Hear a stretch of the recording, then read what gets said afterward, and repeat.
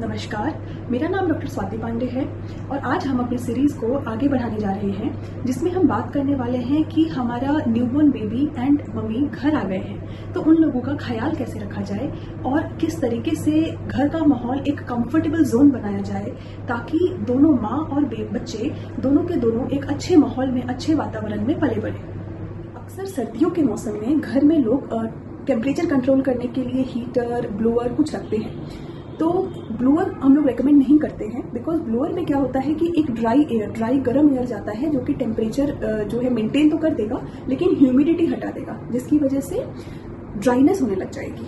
तो अगर आपके पास अल्टरनेटिव सोर्स अवेलेबल हैं तो हम रेडिएंट हीटर प्रेफर करते हैं या ऑयल फील्ड हीटर आते हैं वो प्रेफर करते हैं। बट अगर नहीं है कुछ तो क्या करें, तो ब्लोअर के आगे में भी आप जो है एक पतीले में पानी भर के, चौड़े पतीले में वो रख सकते हैं ताकि हवा उसके थ्रू क्रॉस करेगी तो उससे थोड़ा सा ह्यूमिडिटी घर में बनाने में हेल्प मिलेगा। और डायरेक्ट हवा नहीं लगानी है बच्चे को। नेक्स्ट सवाल आता है कि मेरा बच्चा तो जी पूरी रात पूरे दिन रोता रहता है, रात को तो अक्सर ही ज़्यादा रोता है, रात को जागा रहता है, दिन में सो जाता है और हमें बहुत परेशानी हो रही है, ऐसे कोई और दिक्कत तो नहीं है बच्चे को। तो नॉर्मली क्या होता है, जो स्लीप साइकिल है बेबी का, रात में करीब 7-8 घंटे बच्चे सोते हैं, दिन में भी 7-8 घंटे सोते हैं। जो एडल्ट का स्लीप साइकिल है वो जो फेजेस में डिवाइडेड है वो 3 से 4 घंटे का चलता है। बच्चों में तकरीबन 40 मिनट से 1 घंटे का होता है। तो बच्चा जो है उस ऑलमोस्ट 1 घंटे में उठेगा। अगर आप टोटल देखेंगे तो वो 7-8 घंटा रात को सो रहा होगा लेकिन वो उठता है फिर सोता है, उठता है फिर सोता है। तो वो उठने के दौरान में इरिटेट करेगा, इरिटेबल होगा और वो हो सकता है दूध डिमांड करे, हो सकता है वो एक्स्ट्रा केयर डिमांड करे। ये एब्सोल्युटली नॉर्मल है। इनिशियल फेजेस में ये जो साइकिल होती है, नॉर्मल स्लीप और वेक साइकिल होती है, वो आने में 2-3 महीना लग जाता है।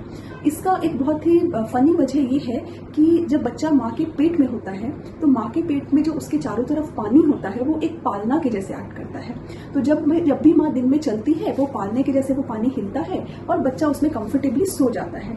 आपने नोटिस किया होगा कि जब बच्चे की हरकतें होती हैं वो अक्सर आप तब नोटिस करते हैं जब आप लेटे हुए होते हैं या तो रात के टाइम में। वो इसी वजह से, क्योंकि जैसे ही आप लेटते हैं वो उसका पालना रुक जाता है और उसको बहुत दिक्कत लगने लग जाती है, उसको पसंद नहीं आता है तो वो किक मारना शुरू कर देता है।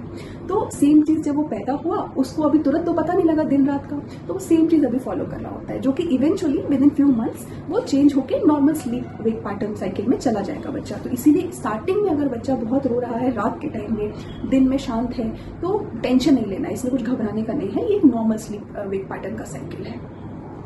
नेक्स्ट क्वेश्चन आता है कि मदर्स कहते हैं कि हमारे बच्चे को हम नहलाएं कब, when is the right time. तो अगर आपका बच्चा 2.5 किलो से ऊपर का है और हेल्दी है तो आप डिस्चार्ज के सून बाद नहलाने का कर सकते हैं।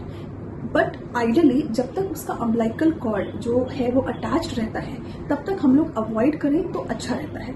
उसकी जगह पे आप स्पंजिंग कर सकते हैं, एक वेट क्लोथ से आप प्रॉपर उसको स्पंजिंग करिए और उसको फटाफट से कपड़े पहनाइए अच्छे से पोंछ के। और अगर बाई चांस आप उसको नहला रहे हैं तो एक क्लोज्ड रूम में टेम्परेचर पानी का ठीक होना चाहिए। जो कपड़े पहनाने हैं और खासकर सर्दियों के मौसम में उसको ब्लोअर या हीटर के पास थोड़ा सा रख के हल्का वार्म करना है और फिर बच्चे को आपको पहनाना है नहला के। तो एक ये चीज़ ध्यान रखनी है। अगर बच्चा आपका 2.5 किलो से कम वजन का है तो आपको इंतजार करना है उसको प्रॉपर नहलाने के लिए। उसको आप प्रॉपरली कपड़े मतलब मॉपिंग करके आप उसको रख सकते हैं। वेट मॉपिंग करिए बच्चे को, बेसिकली हल्का गीला कपड़ा करके नॉर्मल टेम्परेचर से अच्छे से बॉडी को सर से पैर तक बच्चे का बॉडी पोंछ दीजिए एंड उसके बाद उसको कपड़े पहना दीजिए। फोल्ड्स का खासकर ध्यान रखना है, बच्चों के थाई फोल्ड, हाथ के फोल्ड, इन सब जगहों को आपको थोड़ा प्रॉपरली जेंटली क्लीन करना है। तो एक ये चीज़ ध्यान रखनी है। नेक्स्ट क्वेश्चन आता है कि काजल लगाने से तो नज़र हटती है, तो क्या हम बच्चे को काजल लगाएं और लगाना चाहिए? नहीं, बिल्कुल नहीं। काजल जो है वो नहीं लगाना चाहिए। अगर आपके कुछ इतने प्रैक्टिसेस हैं आपके वहाँ पे कहा जाता है कि नहीं बच्चे को नहीं लगाएंगे तो नज़र लग जाएगी, मे बी आप उसको कहीं सर पे या कहीं गाल पे कहीं लगा दीजिए थोड़ा सा, दैट इज़ ओके। लेकिन आंखों में नहीं लगाना है बिकॉज आंखों में लगाने से अक्सर इन्फेक्शन का खतरा बढ़ जाता है। कई बच्चों की आंखों से पानी आता है तो उस केस में क्या करना है, और कई बार चिपचिपापन सा भी पानी आता है। तो आंखों से जब भी पानी आए चिपचिपापन सा, तो क्लीन हाथ से क्लीन कपड़ा लेकर हल्का सा वार्म पानी में डिप करके उसको अंदर से बाहर की तरफ पोंछना है।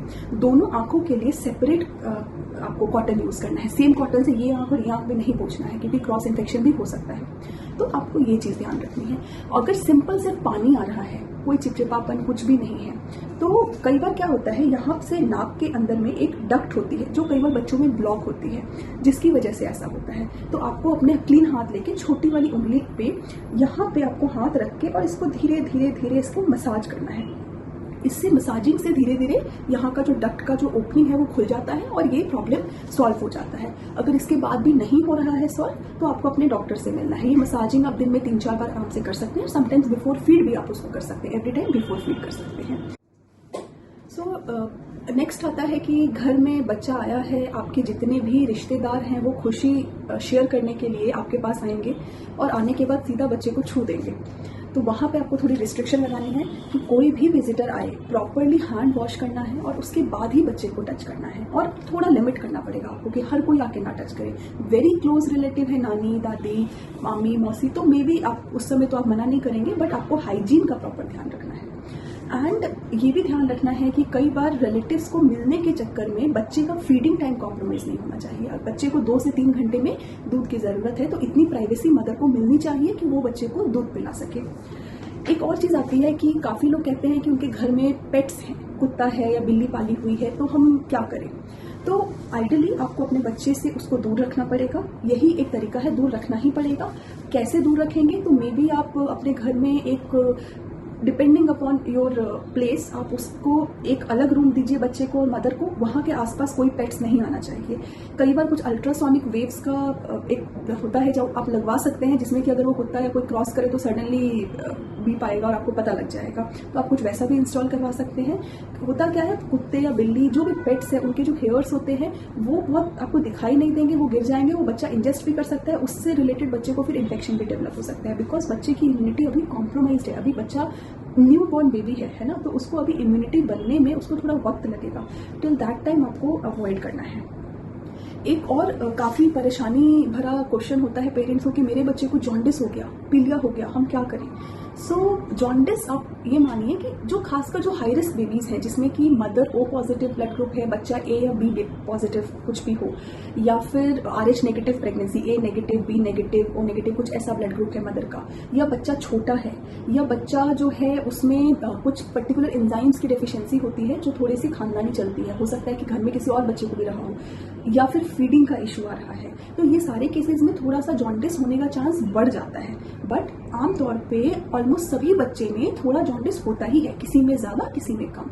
तो डिपेंडिंग अपॉन रिस्क फैक्टर हम उसका जांच करते हैं, और अगर वो वैल्यू एक पर्टिकुलर लेवल से ऊपर आता है तो उसको एक ब्लू लाइट के अंदर, फोटोथेरेपी के अंदर बच्चे को रखा जाता है, जिससे कि उसका जॉन्डिस लेवल ठीक हो जाता है।